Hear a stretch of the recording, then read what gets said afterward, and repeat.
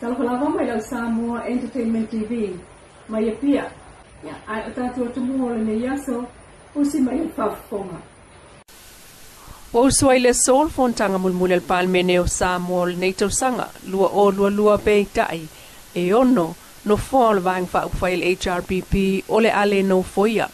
Ile umane ayol tausanga mole afa mua no fo inga 5 tausanga o yai nei al palmene sufitu a Samoa.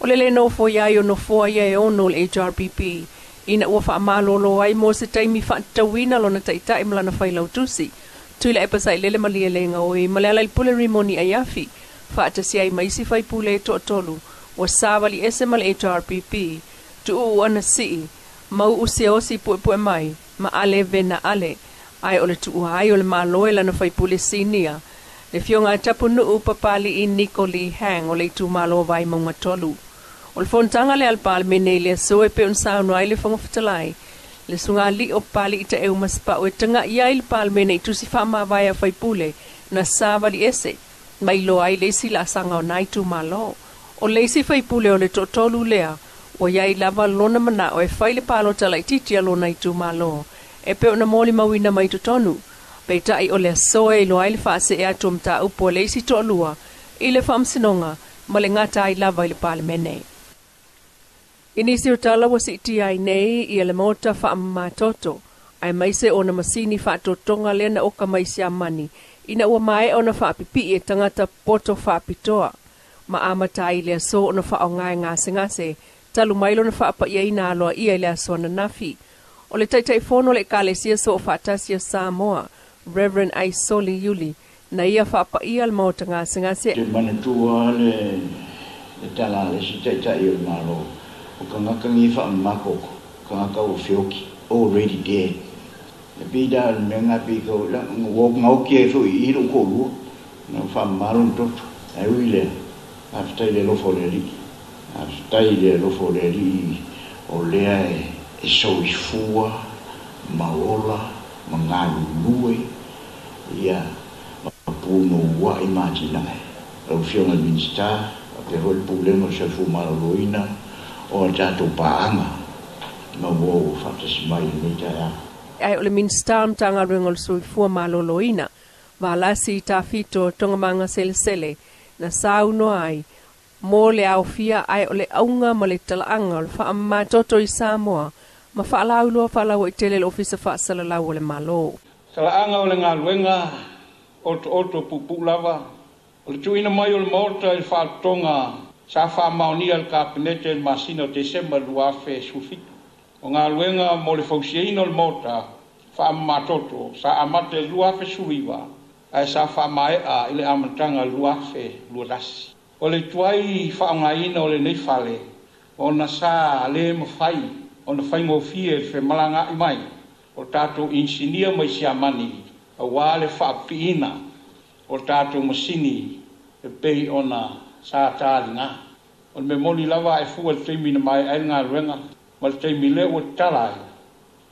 ia sa tau sa ili ava noa o insinia fa ptoa mai siamani ina ia mafai ona fa pina masini sa mo mia o tau fa o tau fa suina le nei mota sa fa tino el company all electrical and construction company limited ile tau fa e tasil miliona tol suri vafe ivo selau ivo sulvalu tala fast sulvalu Sene o le masini fa mama suavai e mafai ona fa ngai o ai masini fa mama toto e o atu ile selau sulima sa fa tau mai el company o le pipron isiamani ile tau atoa e tasil miliona valu selau fit sulfit wafe tol selau lima suliva ma le valu su Sene e afi ai malona fa piina o le masini fa mama suavai sa fa tupe ele malo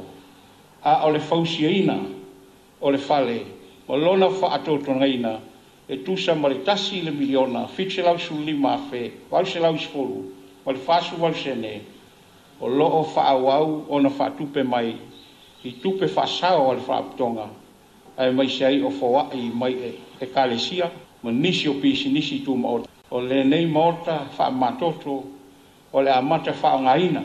I le aso ata e a waso lua sulu o te sema, lua afe lua sulua. A o isi vaenga o le au whaingaluenga o le a se mai i le amatanga o le tausang fau.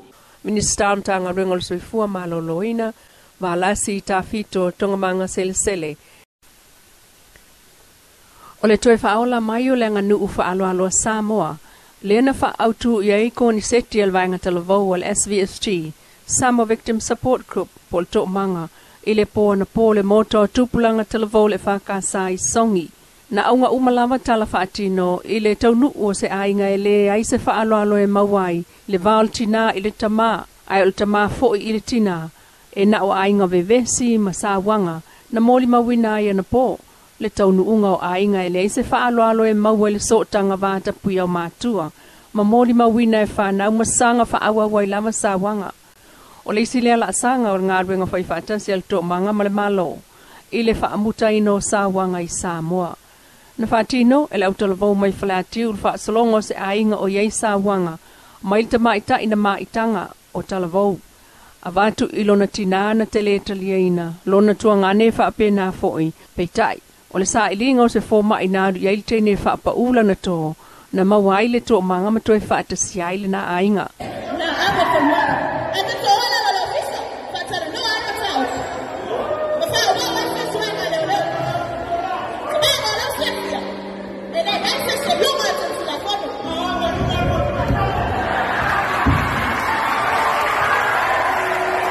O lau talavau mai fusi sa fata, ma lau talavau mai whangali ina lātou whaatino fo i tala fatu e so tanga i le wha amoe moe. O wha ame alo fatu ia i le ta iafe lima sa lau tala i tō manga fisosoni i kesi o lātou ta vale ai o le wha aftai o le langolango. O le porkalame lea wana au mai a whaatasi le lata se lau au talavau e ka le sia ese e una ia le toi wha aola mai o le nganu u wha alo i to tonu a ingo stasio o wala e fo ia isa wanga i tamaitai ma whanau i to tonu a inga. Kilisi masilo o lua lua o le amantua pele li ta alo wingi a le toa Samoa Joseph Swali. E le ngata ina ua taunu wai whanua le asonga fuol vaya so nei. Ai o se whaaya e a ona au a inga i Samoa nei mo i al vaya so fau. O Joseph e ta alo le kalapo le Sydney Rooster i le wingi. Pe ta ina wha ta alo le coach o le toa Samoa le tulanga o le fulpeki. Ono le mata ina ma le mata ali o lan ta alo i le tulanga. Ai o le like ta alo le tulanga o le fulpeki pe on liptia mai. O se tamata alo pitola i titi le sa ta alo i toa Samoa. Vala au e Australia ta alo mo le kangaroo pe tai. Na ia te ena ai filie ta alo mo le atunu o lona tua a.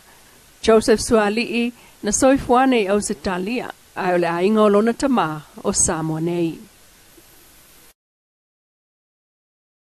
Lisi masilo o lua lua o le amantua pele li ta alo wingi a le toa Samoa Joseph Swali. E le ngata ina ua taunu wai whanua le asonga fuol vaya so nei. Ai o se whaaya e a ona au ainga i Samoa nei mo i al vaya so fau. O Joseph e ta alo le kalapo le Sydney Rooster i le wingi. Pe ta ina wha ta alo le coach o le toa Samoa le tulanga o le fulpeki. Ono le mata ina ma le mata ali o lan ta alo i le tulanga.